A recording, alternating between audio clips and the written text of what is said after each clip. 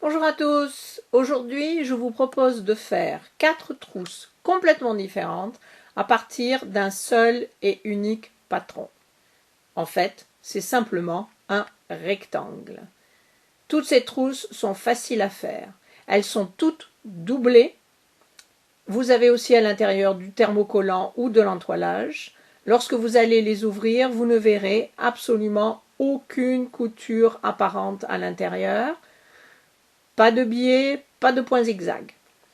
Laissez-moi vous les montrer de plus près. Une fois fini, la première trousse fait 25 cm sur 17. Vous voyez qu'elle est quand même assez grande. C'est celle que vous me voyez faire dans le tutoriel. La manière de faire les 4 trousses est identique au début, jusqu'à l'étape que j'appelle l'étape papillon. Puis chaque trousse a un pliage ou une manipulation qui lui est propre. Vous n'avez qu'à faire ensuite une couture à chaque extrémité et la trousse est finie. Donc, je reprends le tutoriel à partir de l'étape papillon pour faire les 3 autres trousses et vous montrer comment faire le pliage à la fin. La trousse numéro 2 fait 25 cm sur 12. Lorsqu'elle est vide, elle est plate. Mais au fur et à mesure, vous allez la remplir et elle va se détendre pour arriver à 7 cm d'épaisseur, de profondeur. Je n'ai jamais vu cette trousse ou ce type de trousse sur YouTube. Donc pour moi, c'est une nouvelle création. La trousse numéro 3 est légèrement plus petite. Elle fait 20 cm d'une extrémité à l'autre sur 12. La profondeur par contre est de 8 cm. Vous voyez, elle est vraiment bien rectangulaire et compacte. J'aime bien les extrémités en forme de V.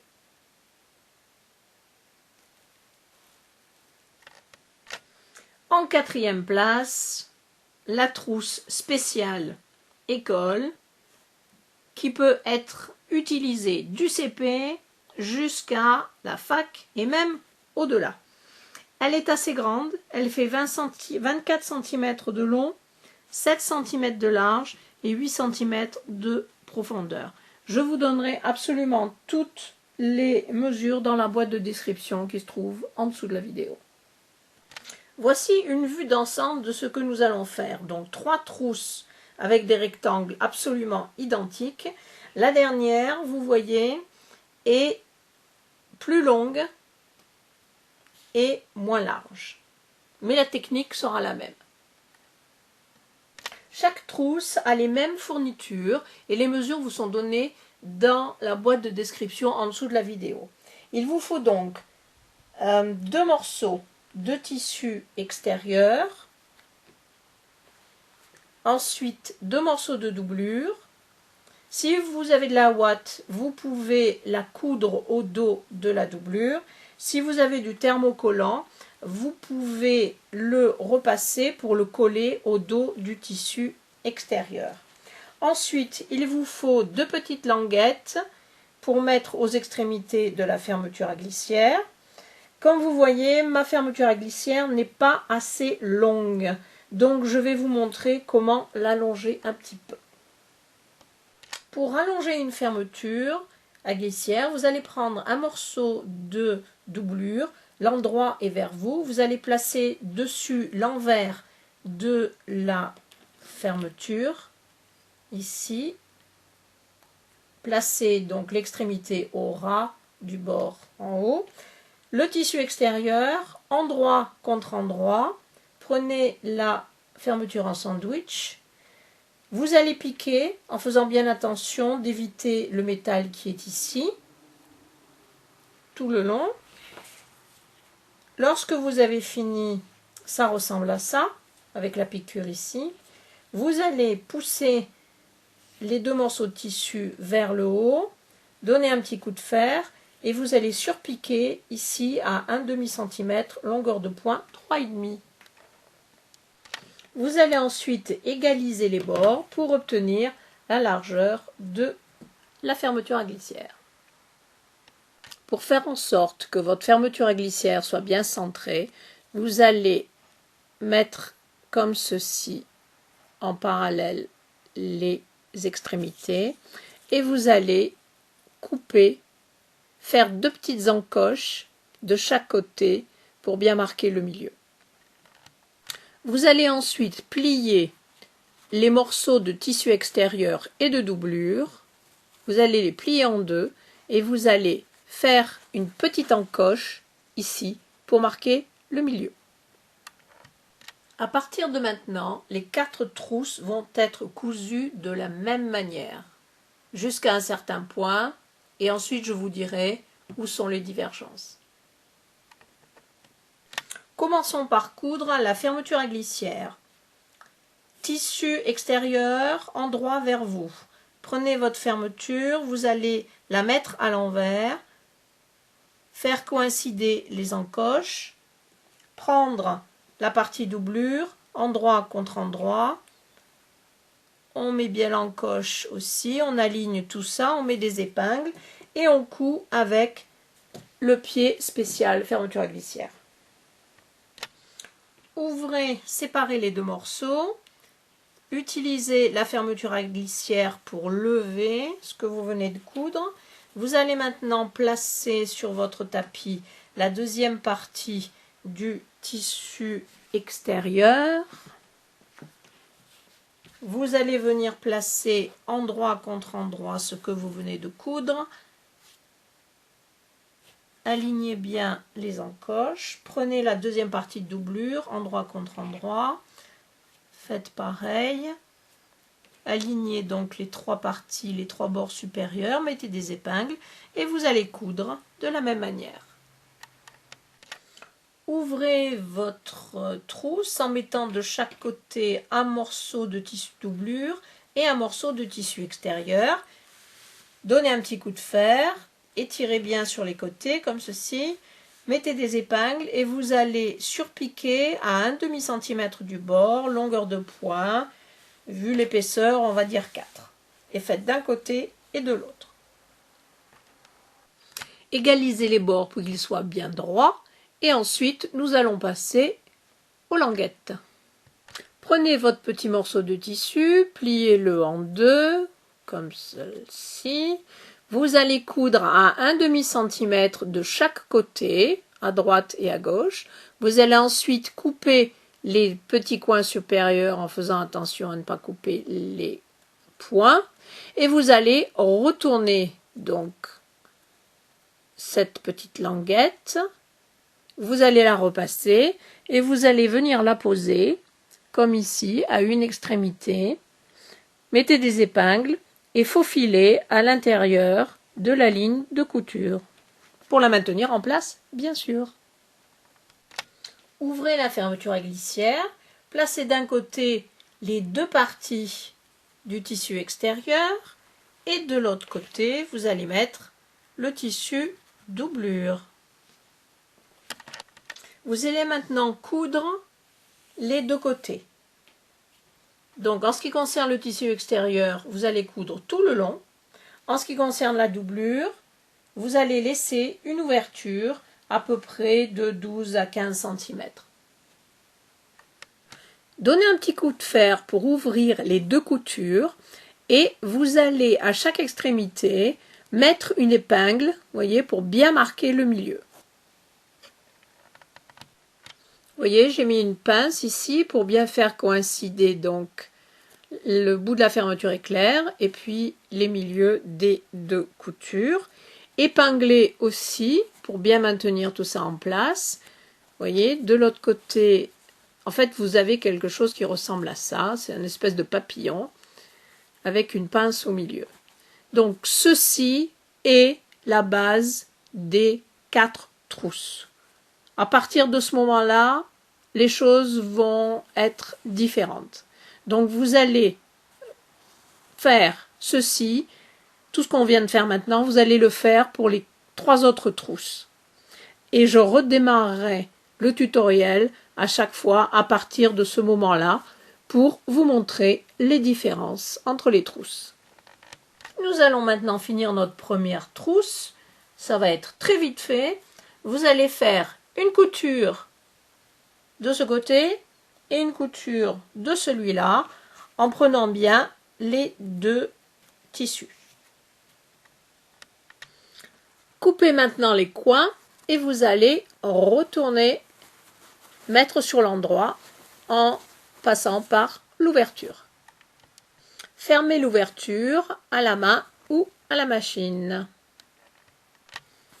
Retournez ensuite votre trousse sur l'endroit et donnez un petit coup de fer. La première de nos trousses est maintenant finie, toute doublée, sans aucune couture apparente. Bien, passons maintenant à la deuxième. Voici la deuxième trousse. Je suis arrivée donc à l'étape du papillon. Ce que vous allez faire maintenant, c'est que vous allez plier vers l'intérieur, comme ceci, la partie doublure, et avec cette partie du tissu extérieur, vous allez faire la même chose. Vous allez le plier vers l'intérieur. Faites un rentrée à peu près de 3 cm de chaque côté. Et vous allez faire ça, voyez, vous allez faire ça pour les 4 coins. Une fois que tous les bords sont bien rentrés, vous avez mis des pinces pour tenir tout ceci en place, vous allez faire une piqûre le long de chaque bord, en haut et en bas. Vous allez ensuite couper les coins et retourner par l'ouverture qui se trouve dans la doublure. N'oubliez pas de coudre l'ouverture, évidemment, pour la fermer.